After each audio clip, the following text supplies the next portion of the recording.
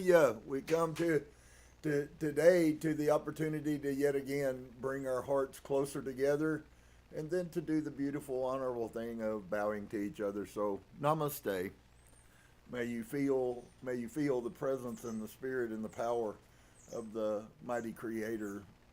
What amazing things it's been. It's so funny how we oftentimes have pictures about how things are worked, and the universe doesn't function by our picture. So the truth that we can know is that it will work even if it isn't what our picture of working was. And so blessings to each and every one of you. I hope you guys are starting in your life to see synchronicities and to feel movements and spiritual promptings from inside of you. Certainly you should be, or you could be. And so I hope that you will just continue on, and we all will continue on and learn how to trust the universe, that it's worked and it's always been perfect. The hard part for us is truly learning how to trust. And so we're going to pick up tonight. We're looking. Were there any of you that were quite shocked at some of the stuff that we read last week? I think every week is a revelation all its own. It doesn't matter whether, what we're talking about. And tonight we're going to be moving. We're going to finish up the chapter Preparation for the Crucifixion. And of course, I can tell you that you're gonna find out that there's some pieces that the picture that Christianity painted may not have been exactly what the picture was. And so that's not uncommon. That's not, there's been thousands of years and billions of people who have run through the Vatican and had control over the documents. And, I don't say that any of them, I'm sure they probably thought they were doing the best or the right or had a greater revelation or, but the truth still remains the same. It was before them and it will be after us. And so it's quite important that we follow. So we left off last week, I believe it was I was trying to finish the chapter, and I realized now I could have stopped it about a little shorter time and it would have just brought more in. So I apologize about that. I try not to keep you guys on Wednesday night late. But I'm going to pick up on the little place here where Dolores is asking Saudi. He's already said he does know some of the followers. There's a couple of things here that I'm not real sure maybe, so please understand this is just a thought. I'm not real sure that Dolores totally understood, and we have been blessed because we did spend some time in a if you would say it, more a Jewish mindset for several years, and we got to learn a lot of principles of how the Jews view things. And I, through my studies, got to learn a lot of things about Yeshua that the mass majority of people may not necessarily know. And I'm not sure that this concept here of her calling Simeon was actually the name of one of the sisters of Yeshua. But there was also another one also. And so it's very possible, and I'm just saying this as a possibility, that some of these names are not exactly the people attributed. It doesn't change the story, but I do want you to know, if you've seen something somewhere and you don't quite understand it, there's also another thing that we encounter a lot, which is the names. We have in the New Testament the book of Jude, which was actually a brother of Yeshua also. But we also have the book of James, and James' name in Hebrew was Yaakov and would have never been called James. So there's just, it doesn't change the spirit of it, but I want you, if you've seen something or it makes you question, it's okay. That's not necessarily a bad thing. And so Dolores clearly admits through this whole book that she doesn't really know much about the culture. She doesn't know much about the Hebrew perspective. and I tried to bring you guys along. I recognize that Source never puts us somewhere, even though we may not have a clue about why he's doing it. But there hasn't been anything since we've begun this journey that we didn't need to go through. Why did I need to go through Christianity? Why didn't he just take me here? Because the journey of going through that opened my eyes over the course of a long time, and many of your eyes over the course of a long time, to the lies. And the only way you would have seen that is to be in it. So it was a blessing. It was a good thing. And so anyways, Dolores asked Saudi, she says, do you think all of these followers will do as he taught them? And I think that's really a valuable, appropriate question. And Saudi responds, sadly, no. There will be a few who will go out and speak, and there will be those who feel that because they have known him, that they are righteous and will live their lives believing that they have found the pathway. Wow. That sounds a lot like religion. We found the Messiah and with no knowledge of what a Mashiach actually is, or the reason why the Jews wouldn't accept him as a Mashiach, because according to what a Mashiach is, he wasn't one. And so he says, there will be a few who will go out and speak, and there will be those who feel that because they have known him, that they are righteous, and they will live their lives believing that they have found the pathway. He says, this is very sad, for this was not what he taught them. How many in the corrupted writings of John, how many times do you hear that you must believe in the name or you will not be saved?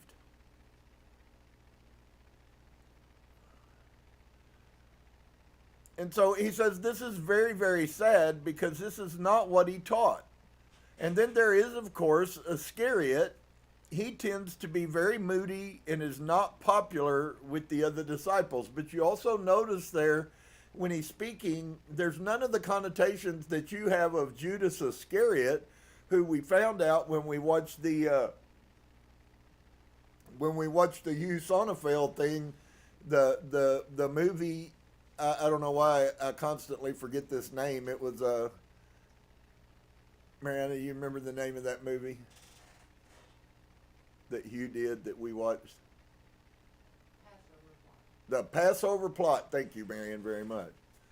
That you got a totally different picture of everything from what you were taught biblically. And that was also historical. He was an amazing scholar, and he researched everything he put in the Passover Plot. And so he says, this is very sad, for this was not what he taught them. And then there is, of course, Iscariot, and he tends to be a very moody and is not popular with the other disciples. Here again, it is interesting that he called him Iscariot instead of Judas. He had already mentioned Judas as one of the disciples, so it's very possible there were multiples, but the Jude that you see that writes the book of Jude would have also been called Judas. So he could have very easily been talking about Yeshua's brother, who we know as Jude.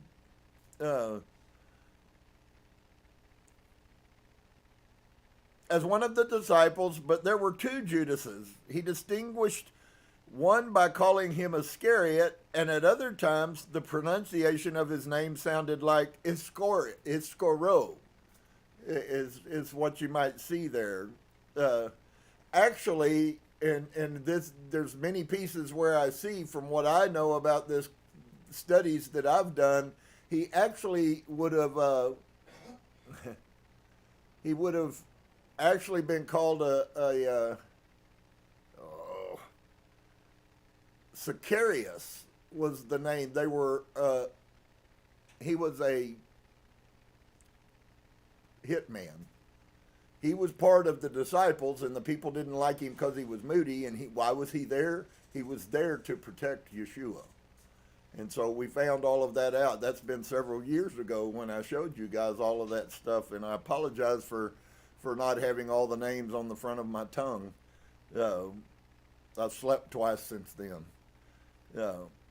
But he is known as the betrayer, for it is his destiny to be the tool of the others in the performance of this deed. Who will he betray? Dolores asked. And she says, I had to constantly pretend as though I knew nothing about the story, as if I were completely ignorant of the happenings. I felt in this way Saudi would tell the story in his own way without being unduly influenced. Even though Katie also knows the story, as everyone does, there are noticeable differences, and they are differences one would not consciously make. And so Saudi says, he shall betray Yeshua. He hopes to force him to let others know who he is, because though the followers believe that he is the chosen one, the Mashiach, he has never spoken of this. Others spoke of it of him. And it is Iscariot's wish that he declare himself, which he shall not do.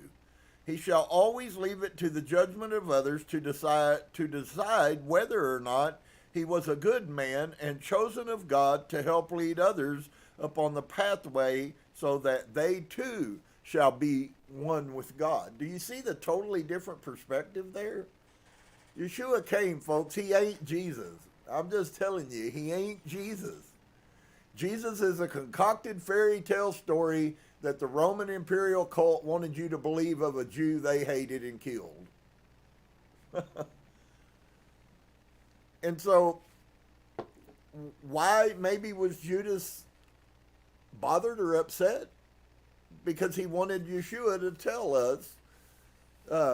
There is also some belief that Judas was in some form one of the forms of Essenism, that he was a form, a branch, not of Saudi's maybe branch of Essenism. There was about 7 totally different sects of Essenes. They had different beliefs, they had different functions, they had different purposes.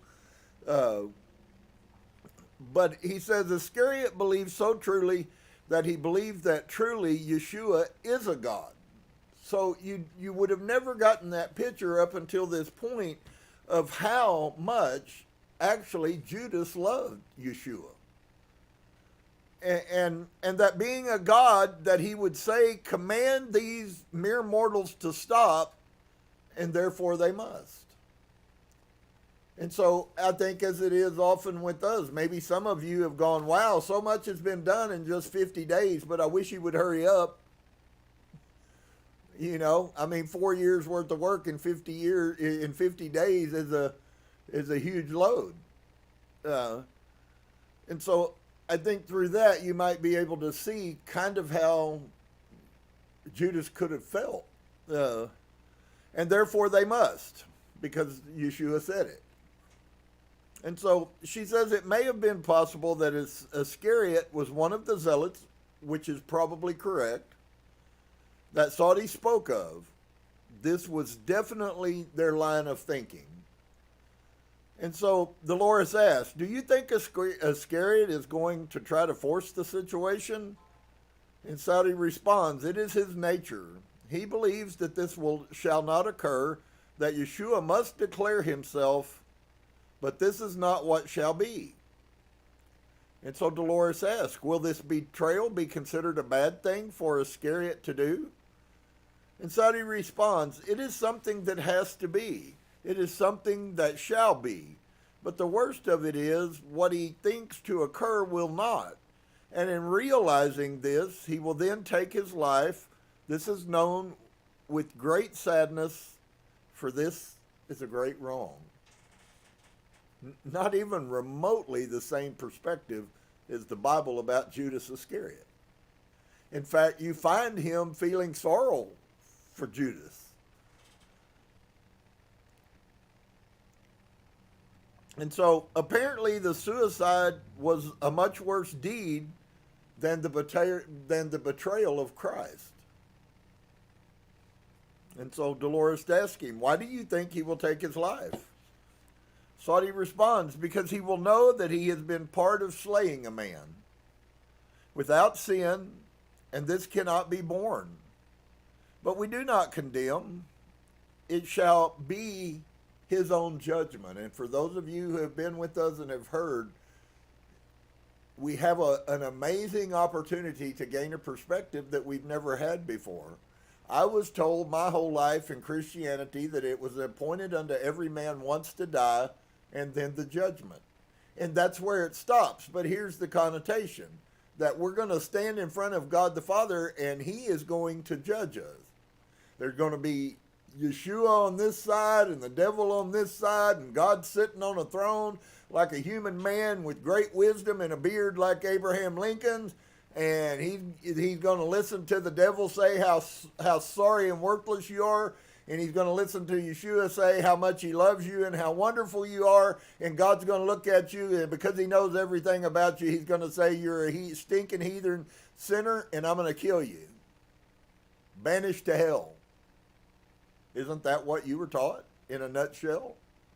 Maybe they powder coated it a little more for you, depending on which branch of Christianity you're in. They have some pretty thick powder coating on some of it. And so you see Saudi using the same language, friends, but the context and the connotation of the judgment has nothing to do with God judging you. And I think that I really hope that this will sow deep into your heart. I don't think many people have yet awoken to the reality of what it's going to mean when you actually have to judge yourself. Now, I'm going to show a scripture that shows that it was in the Bible, but once again, the interpretation you were giving of it may not be exactly correct. And Paul says that we are all going to be judged. Jesus says we're all going to be judged. Others tell us that we're all going to be judged, but there was one great thing that was left out of that. And that is who it is that's going to do the judging. We do see it, so it creeps up when Yeshua tells us that if we would judge ourselves, we would not need to be judged by other people. That is a mystical metaphor of what it's going to be after you leave this body. The picture paints like this. You're going to exit this body. This body's going to die, whether it's full of disease, whether it's from a car wreck. It really makes no difference how you die. It is irrelevant. Because that is the ending of this human carcass that we call a body. That's the ending of it. It's going to rot. It's going to disappear. It's going to be no more. And the only memory will be what people have in their minds. Now, in the spirit realm, the memory that you will have of that soul will not be a physical thing. It will be a spiritual thing.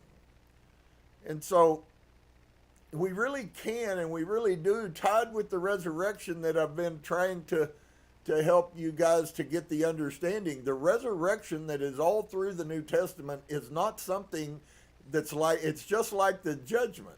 They tell you everything happens after. The mystical truth of it is that everything happens before. As it is inside of you, so will it be outside of you. So what's happening in our lives is a picture of the spiritual life we're living inside. And so he tells her, he says, because he will know that he has been part of slaying a man without sin, and this cannot be borne, or the weight of that hanging on him is going to depress him so bad that he will not be able to deal with what has happened. But we do not condemn. What a beautiful picture. How many times in your life have you been condemned and now you get that picture? And can I tell you that everything that Christianity does to people that isn't right affects our lives, and did affect our life, probably if you were in church most of your life, from the time you were a child until the time you left. I used to say all the time, you know, I saw some of the meanest people in the world walk in and talk about how God loved them. And And while that's humorous to laugh at, actually the only reason I laugh is because it otherwise would discourage me so much that I would have nothing left to do but cry. I used to shake my head sometimes and go in my office and maybe even experience a form of depression because of the meanness and the hatred and the envy and the strife that I saw in my congregation. And it didn't matter how much I preached about it, people were not going to change. It doesn't matter how much I tell people that being in the kingdom of God is all about doing right, and that's your responsibility to do that. Well, I don't know what right is. Then I don't guess you really have much hope, do you? And you're not concerned enough to go find out. So then who is all of this on once again? And that ties totally with what Saudi knew, which is, dear brothers and sisters, do yourself a favor and ponder daily your actions and behaviors, because one day they're going to be exposed, and you're going to have to see them in light of the way that everyone else sees them. The worst part is that we only understand being kind to ourselves, and it's really not that important how unkind we are to other people or unfair we are to other people, but the world's going to end if they treat us that way. And I know some of you might think that I'm not telling the truth, but I am telling you the truth. I've been telling you the truth for a long time. Friends, this is all about you. You're the one that is going to do this, whether it ends up being good or whether it's bad. You're not going to get an opportunity to blame anybody. It's only you. And if you won't judge yourself down here, then you won't be ready to judge yourself, but you're going to have to then. So now we get the choice, then there will be no choice. No one got a choice that has ever spoken about a near-death experience and gone to the other side. No one got a choice. They all had to go to the Akashic record and judge themselves. That's part of it. But that's what the judgment is. And I promise you, most people that are any kind of quality people at all, there's nobody who can be as hard on them as they are. And so he said, did you know how he is going to betray him? Saudi says, no, I do not know. But the day is dawning soon towards the end. Yeshua shall soon be here with us in the after-death state. We know this. How can we but help but know it? Though it isn't ordained, it is still very hard to sit back and to watch this to occur. It brings much sorrow to know that this must happen in order to save, to show others that the way is possible, that it is open to them. I am thinking about what is going to occur and weighing my life in the balance. I'm gathering my strength so that I will be there. Sadly and with difficulty, I too must learn lessons of this, as we all must. It is something that will be very difficult, but I hope to learn from this if I have the strength. So if you noticed every word he said, not one of them has to do with somebody else. If I will learn, if I will have the strength, if I will do. And that's the one thing. We have a lot of people who can talk about how they've been cheated, but there isn't any in them of, but I am the one who was the cheater. And until you find that inside of yourself, there's a lot of negative connotations that come with that self-centeredness. And so I breathed a sigh of relief, and I said a quick silent prayer of thanks. I thought if Saudi died before Christ was crucified, we would be unable to get to the rest of the story.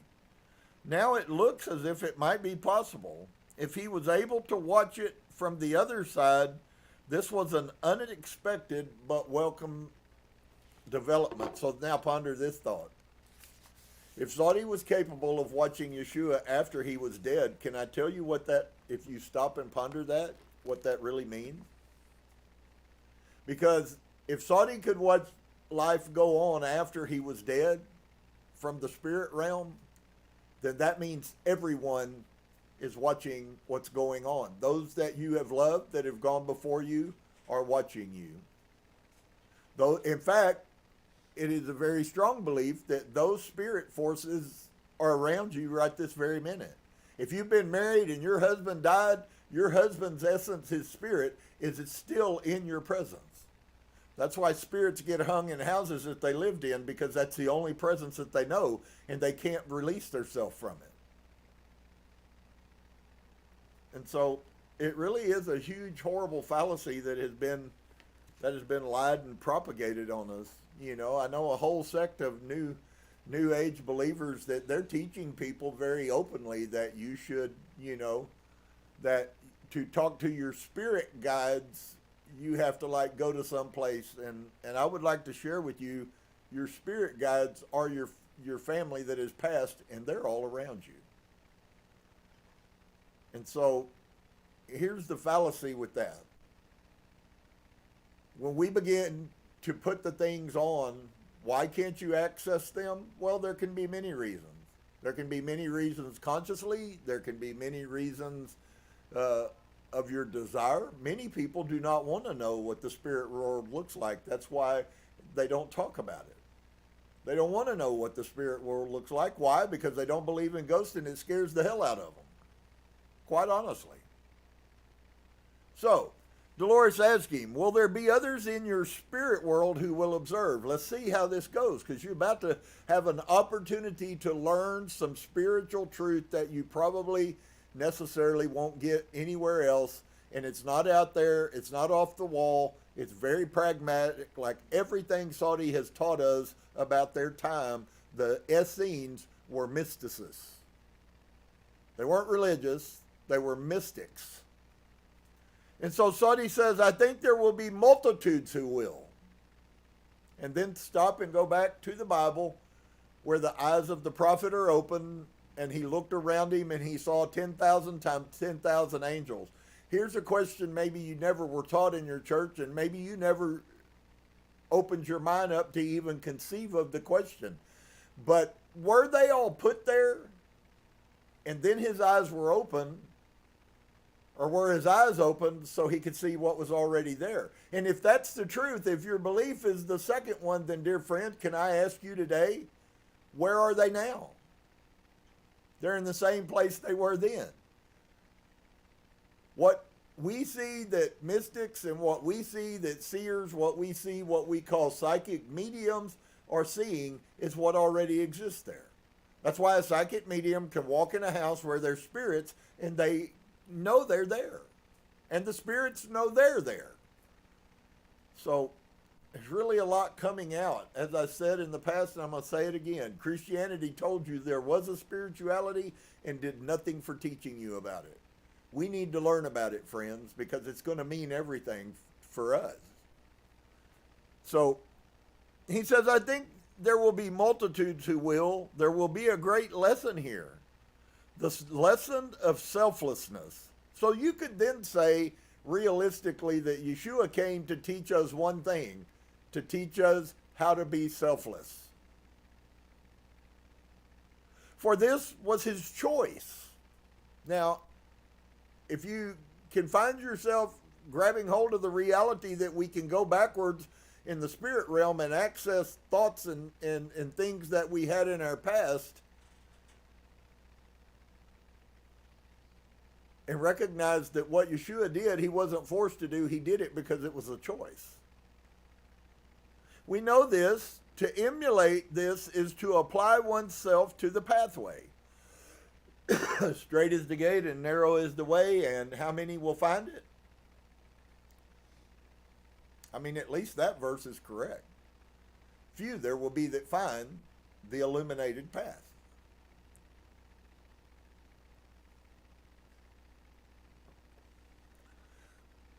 And so he says to emulate this is to apply oneself to the pathway. And so if we take wisdom when it's presented to us, to emulate this behavior is to access a part of the Christ in you, your hope of glory. The fullness of the Godhead bodily is your behaviors. And I thought if you had followed him so closely through his life that you might want to be there during his time of trial. And Saudi responds, it is not his trial, it is our trial. And Dolores said, you speak as though you know what will happen.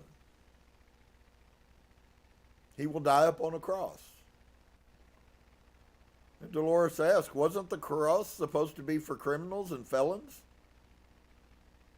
Saudi responds, he shall be treated as though he is a felon, and in their eyes he is. For he dares to make them question. Any of you who've known me for any time know that I will make you question.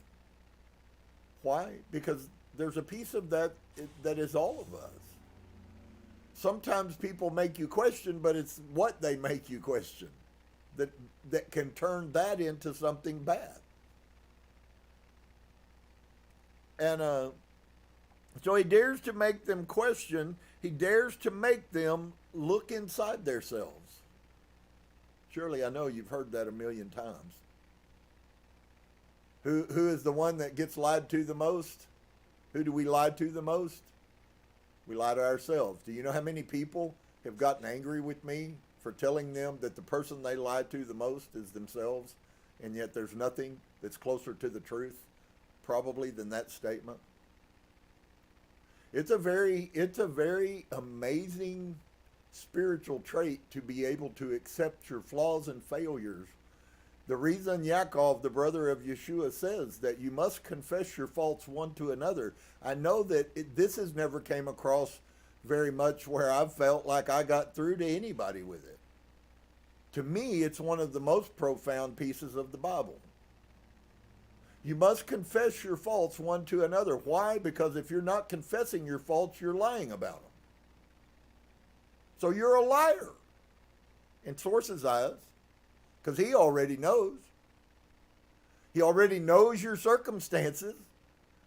This isn't about what Source knows.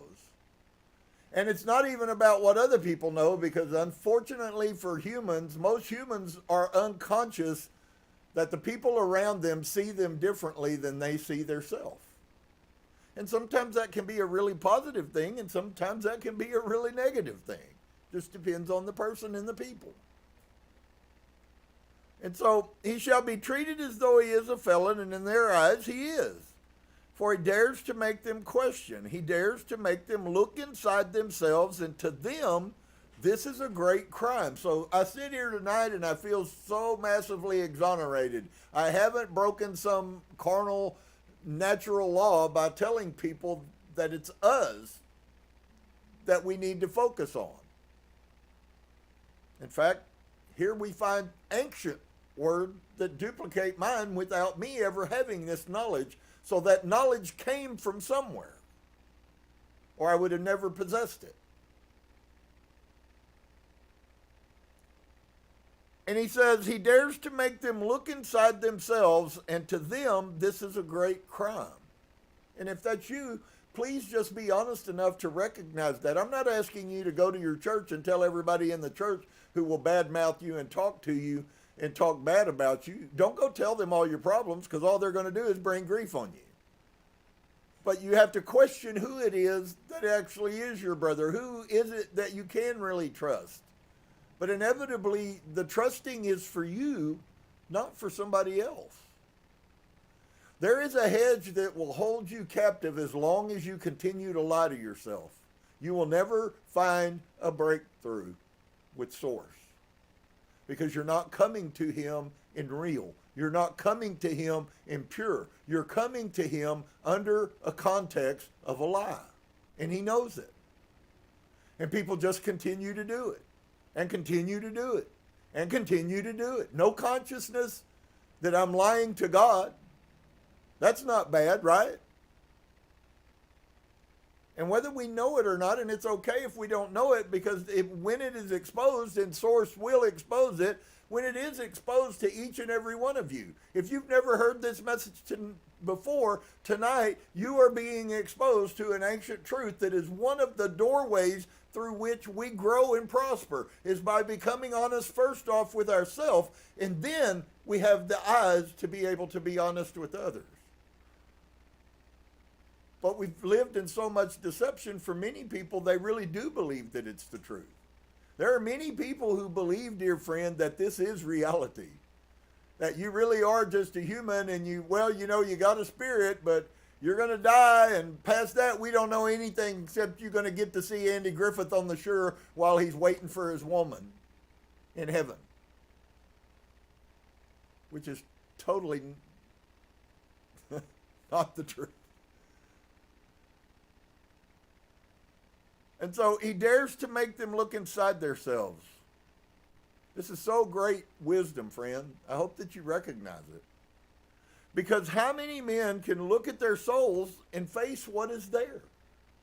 So see, I'm preaching it here, but it was preached way back there. The message you're hearing is as pure as it was 3,000 years ago. And that doesn't make me some spiritual superiority to you. I got to deal with this just like you do. But the point is that you have to deal with it, no matter who you are. And so, because how many men can look at their souls and face what is there? Also, there are many who believe that he is who others say he is, that he is the Christ and the Messiah. They believe this, but they doubt because of his teaching love. He teaches that we must not hate and that war is not the way that the kingdom shall be won, but they do not understand this. They are hoping that if he is pressed so hard that he shall come out and say, I am the Son of God, and therefore you cannot do this.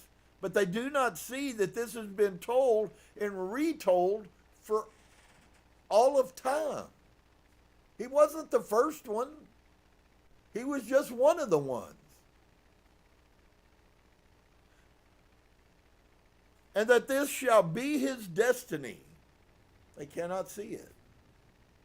And of course, we come after him with none of this amazing light that that's being shown on us. This is some of the most amazing light that I've ever experienced.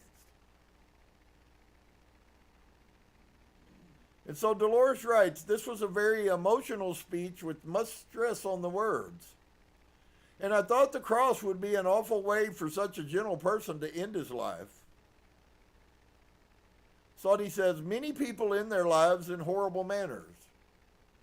Once again, look at the concept that he has. It's no big deal, folks, for us to die because it's not death. In a way I've been hurting lately, being back in the spirit form might be awfully nice. Many people end their lives in horrible manners, and people think nothing of it. Because it is not someone important. It is not someone they know. It is not themselves. And in being someone who is without sin, who is without jealousy or hatred, who is just filled with love, this shall bring home to them that there are many that this has happened to. Could he back out? Does he have a choice? He has always known that this was his destiny. The time was not now to do this. It was before becoming into flesh. So notice the concept there. And that will help us to understand who we are and that we have multiple incarnations. Your ability to have wisdom and knowledge and understanding outside of this body where you are freed from the constraints of mortality and humanity is just overwhelming, friends. It's overwhelming what you really know in your higher self. That's why for us as humans, those who who pay the price and who access the higher self experience a totally different world than the people who have no knowledge of self. Because they're always down here in the menial, constantly worrying and fighting about everything.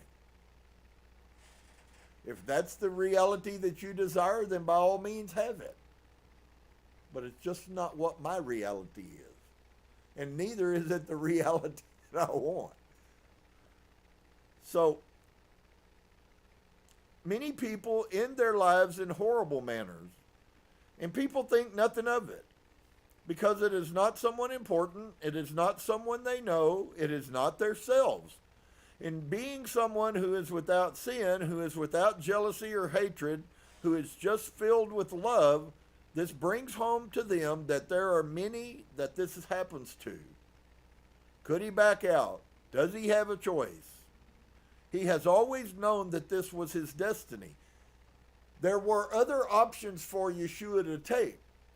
When he says that, if you don't grasp the reality of what is really being said, it wasn't that there weren't other options. It was that he never accepted another option. So in that manner, it still was his choice. But he made the right choice all the way down the line. As an example to you and me of the choice that we should also take. If we don't, there are other timelines, there are other choices, there are other dimensions and things that are going on at this very second. But there is a picture of the purpose that we have on this earth. All he did is came to full enlightenment, and full enlightenment is completing the task for which you came into this incarnation. So ask yourself, have I finished the task that I came to this world for? You say, well, I don't know what task it is. I don't believe that. I believe every one of us know. Maybe you're a little more resistant. Maybe you're a little more strong-willed or self-willed, and you just don't want to accept the responsibility for why you were put here. But I guarantee you, we know why we came into this earth. It has been hidden because they have pushed the spirituality out of us. There is so much spiritual knowledge that we contain inside of us. That is accessed through the higher self and the pineal gland. And so,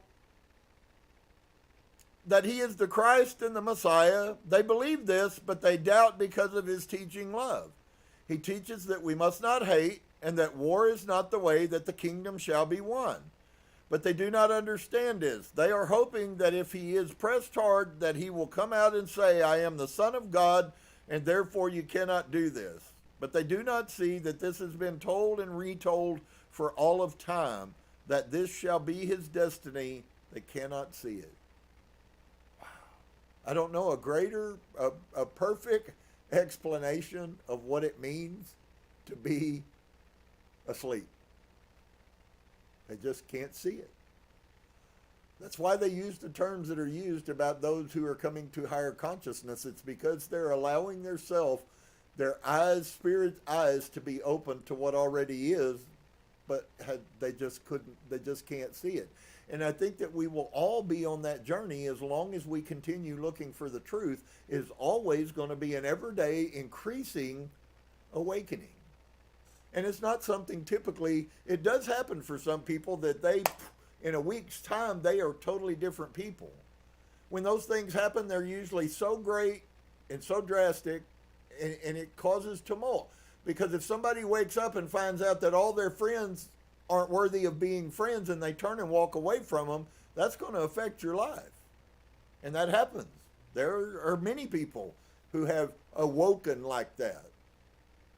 But the mass majority of people are going to be on a process of awakening. Source will give you a peace. You will have a synchronicity. I had one today, a little word that came to me, and it was just like, and then there was one last night, and then there was two yesterday.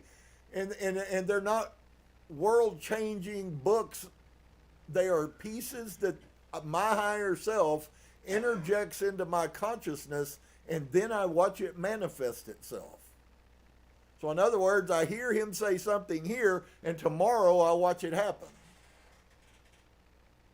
And that's the way we are all created to be. That's why you hear psychics say, well, all people have psychic power. Absolutely. You have psychic power if you've never seen a spirit or had what you thought were a conscious. And in many cases, you've missed that because it was hidden from you. Could you imagine if we had 7 billion psychic people on the face of this earth right now? What this earth would be like? Stop for just a second and ponder that. Well, we do have 7 billion people, but we don't have 7 billion conscious people. And if everybody was conscious of who they are, we would all come to the consciousness that I'm you and you're me. How can I treat you poorly and treat myself well? And then there's the others who treat themselves horribly, and they treat others well. And one is not right as the other one. You shouldn't love yourself less than you love other people, but you shouldn't love yourself more than you love other people. It's like, it's supposed to be balanced. I'm supposed to love you because you are me, and you're supposed to love me because I am you. You say, well, you ain't me and I ain't you. That's your opinion. And it's wrong, by the way, because we are. We are all simply a spark of source. Are you source now? You've now become so enlightened that you're God, that you know all the things he said you will never know? Man, what arrogance and pridefulness. To think that you somehow can become something all on your own, which source never said you were. He made all of us out of himself for a purpose, friends. So nobody had an opportunity to be any better than anybody else. That's the deal. You're not any better, no matter if you got pride and arrogance or not. And neither am I, and neither is the guy that has the 50,000 square foot house and 20 airplanes. He's not any better spiritually than you, and in fact, he is no higher at any level than you. He just has learned how to lie to people and bilch them out of their money. If that's what your aspirations are, I promise you, you can learn to manifest that. You also can have a 50,000 square foot house and 20 airplanes that your church congregation paid for. It will manifest if you're willing to do the things that he's done and to lower himself to the state that he has. You can also have the same.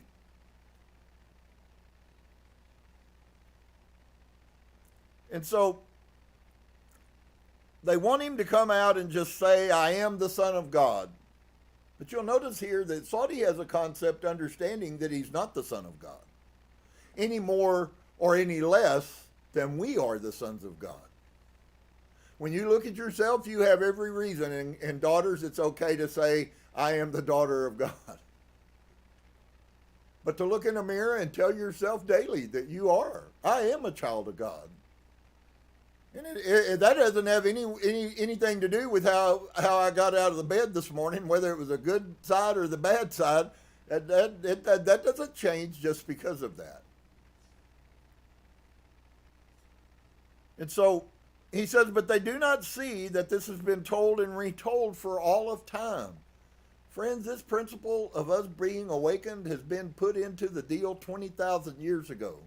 The first humans had inklings of understanding. As far as we know at this date, though you may not know this, but the farthest that we know of this date that humans actually existed is 20,000 years ago. Kind of tears up the Genesis Exodus, doesn't it? That all man was made in 5,000 years, and they're counting over in Israel, they're counting the years. This is 5,500. When we get to the sixth day, then we're waiting for Messiah to come back.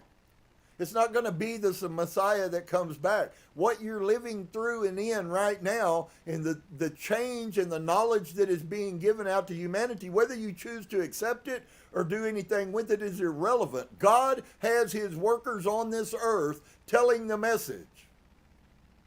It's not our problem who doesn't accept it. That's their problem. But God has his people who were put here to tell people the path that they know nothing about. And the only thing that they need to do is fulfill their path. Not worry about filling a church or who got saved. That ain't your business.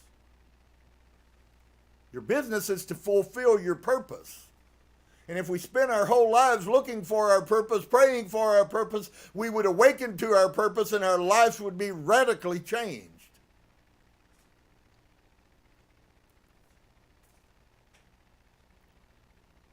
They cannot see it. This was a very emotional speech with much stress on the words. I thought the cross would be an awful way for such a gentle person to end his life. And then Saudi says again, back to where we were, many people end their lives in horrible manners, and people think not of it, because it is not them or someone they know or someone they love. It is not themselves. In being someone who is without sin, who is without jealousy or hatred, who is just filled with love. And so if you rebuild that backwards, then friend, Saudi gives, it's a very simple little statement, but it is so full of power. What if we really did attain the Christ in us? You understand, he just gave you a part of the definition of what the Christ in you means. And it is when your heart is totally filled with love for everyone all the time. And unfortunately, the truth is that most people won't let people love them, and they won't love people because they're scared to be hurt. Yeshua did it while being hurt. That's the difference between you and him. Unless you're doing that, and then that's the sameness between you and him.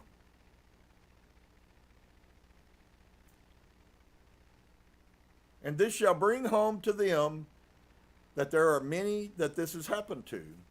Could he back out? Does he have a choice? He's always known this was a destiny, so it made no difference. And the answer is yes, he did have a choice. But it never made any difference to him. He never had another plan inside of himself to do something else. He came to do something for the Father on this earth. You were sent to this earth. You chose to come to this earth to do something for the Father on this earth, and then release from this body and go catch your breath and do whatever they do after the carnal world, and to get yourself ready, because you're going to make another commitment and you're going to come back in again.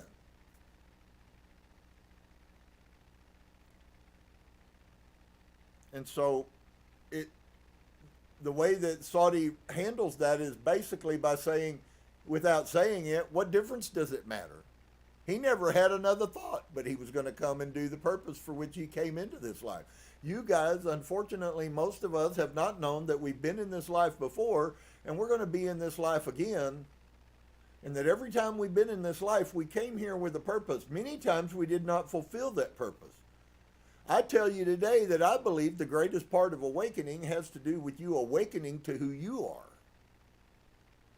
That you actually begin to seek the path that takes you to your destiny, to your purpose. And some people are uncomfortable with destiny because that got the connotations that you have to do it. This answers that question for those of you who struggle with that. You're not forced to do that. You have knowledge before you became human of what you were going to do. It's a choice as to whether or not you do it. You already know it. Are you going to do it? That's really the only question. And those who enlighten will begin to look for that.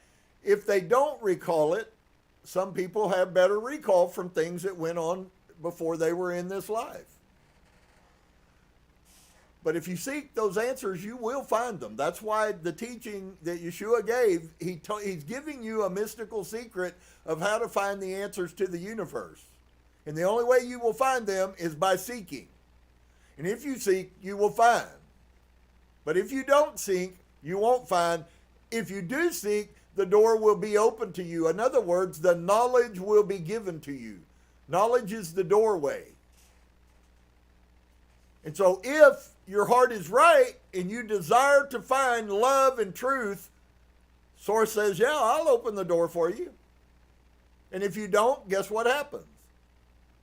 You never find it. So you get to go out and you get to come back again because yet again, you didn't complete your task. And yet again, you didn't complete your task. That's been very clear through Saudi's whole teachings, and it is the teachings I had before we started reading this book. Maybe not in the exact right words, but... And so, once the decision was made, there was no turning back. He can ask for help and that he may have the strength to come through this whole, and it will be given. What does it mean when people call him the Christ? Saudi responds, it means the Savior, the embodiment of the living God that lives. That's why, isn't it strange that they are now teaching that it is, as Paul said, the Christ in you that is your hope of glory? We really were intended to become the Christ. And so let's just take it to a few pieces. We really were intended to be righteousness. Why? Because the kingdom is righteous. We really were meant to be the Savior. It's just crazy, man. The Bible is like 10,000 feet deeper than 99% of the world has any idea. He says, or Dolores asks, but aren't we all the embodiment of living God? So what he says, but are we all aware of this? Is that not what I've been telling you? You are your higher self, man. It's the supernatural part of you, and it exists in you, and we can access pieces of it. I don't know that I've accomplished in that manner all that I desire to, but I can tell you right now, the first thing before you manifest is you got to learn what you have a desire for. And if you desire to manifest the Spirit of Christ in your life, you will be the Spirit of Christ on this earth. Every one of us have an opportunity to do that. And so how many of us are in touch with the deeper soul that is ourself? Just so you know, what's being talked about is the higher self. You can call it deeper soul or you can call it higher self. It's the exact same thing. How many of us can go in a day-to-day existence living with temptations thrown at him and living with everything that he has? He could have said, stop. No, I refuse to go through this. But he did not. So there's where Saudi exposes to you that he had another path. There were 3 or 4 other pathways that Yeshua could have taken. And still God would have got what he wanted accomplished. And if not with him, with someone else. And so he could have said, stop, no, I refuse to go through this, but he did not. Therefore, that is why he is different from us. So the concept is that one of the things that we hurt ourselves the most in is because we aren't steadfast and movable and we change our mind and we doubt. That's why Yeshua teaches on praying. I tell you, if you believe and do not doubt, there's a real significance to that. Because many people have no consciousness of what it actually means to believe something. And secondly, certainly, they don't understand not having doubt. But with doubts, you never receive. You're a non-manifester. And so He could have said, stop, no, I refuse to go through this, but he did not. Therefore, that is why he is different from us. I would not have the courage. He is what we all can be. What an amazing! You talk about the love of Yeshua, how amazing. What can be more amazing than that? We have the option to be him. It is available to us if we choose to take it. But don't be complaining when you choose not to take it, and then you have to deal with that at Judgment Day. Saudi being honest, I would not have the courage. He is what we all can be. But I'll tell you something. Do we affect the world even if we never make it fully to what Yeshua was? Absolutely. Absolutely. Better to die and leave the body and go to the spirit realm and have to go through examining your life that you just lived for 60, 70, 80 years when you yourself are 10,000 years old and all of the spirit forces, your friends around you, are all going, wow, man, you've been alive 10,000 years and you still ain't got that figured out? And so, Saudi being honest, I wouldn't have the courage. He is what we all can be. What if we begin to tell ourselves daily, I can be the Christ. I can be the essence of God in my life. I can learn how to overcome and to access my higher consciousness and to be the light to the world that God wants us to be. If we can but open our eyes and our hearts, we should see this. A pause and then a deep sigh, but it will be difficult to watch. To know that someone without sins, without blemish, would give their self up for others of us, to show us the pathway to take. Is this always not hard to watch? To know that someone, even if they don't know you, if they have never seen you before, would sacrifice themselves just because they loved all of mankind. Wow. Talk about a spiritual wave. I don't know about you guys, but just reading that put a spiritual wave through me.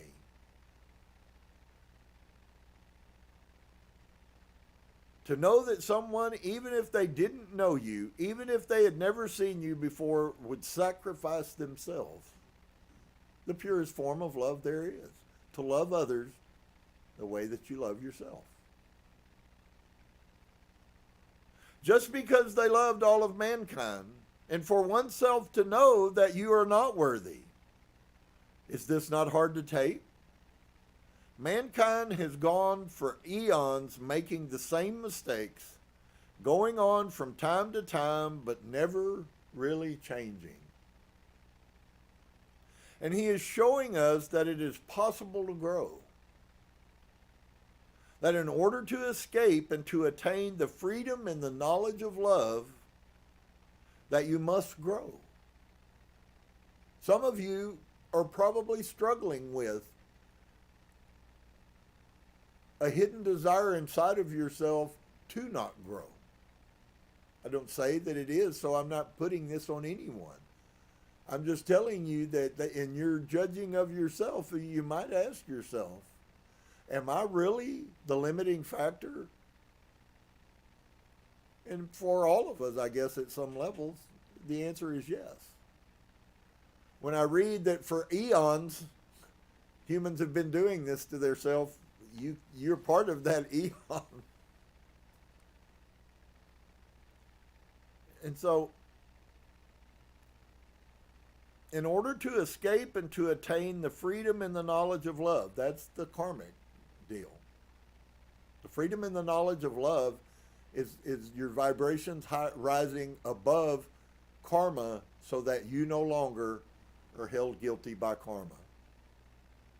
And that's what all the great masters ascended to.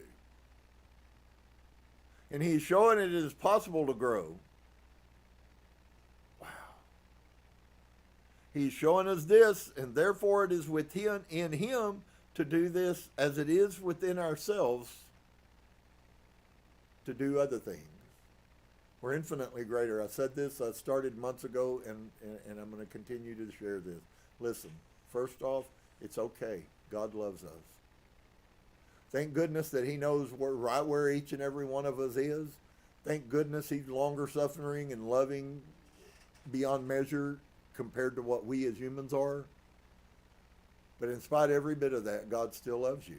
Does he want you to do right? Yes, absolutely, unequivocally. So saying those words that God loves you isn't a pass for everybody just to continue doing the sin they're doing. It's not. And it doesn't mean that he doesn't love you, but the path that you're on, if you're on that path, and it's not the straight path, it's not the right path, will lead you into problems. It won't be God put them on you.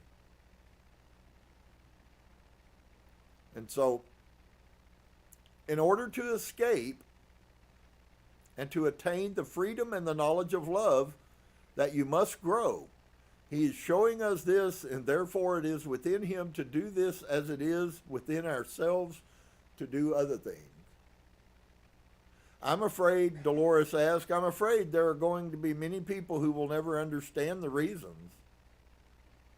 And Saudi responds, he says, they do not understand the totality of Yeshua. His totality is too much for them to grasp, so they try to limit him, which is exactly what I just said. The limitations of what can come to us, friends, comes out of your mind. It does not come from God. I believe God wants us to be supernaturally amazing. And that all of the things that you struggle, that make you hurt, that make you cry, that make you ashamed, that make you behave wrong because you can't get right, so why the hell do I worry about it? And so you go further down the pit. That all picture, metaphor of hell lives inside of you. It's not a material place. It's inside of you. And I know lots of people, friends, who live in hell daily.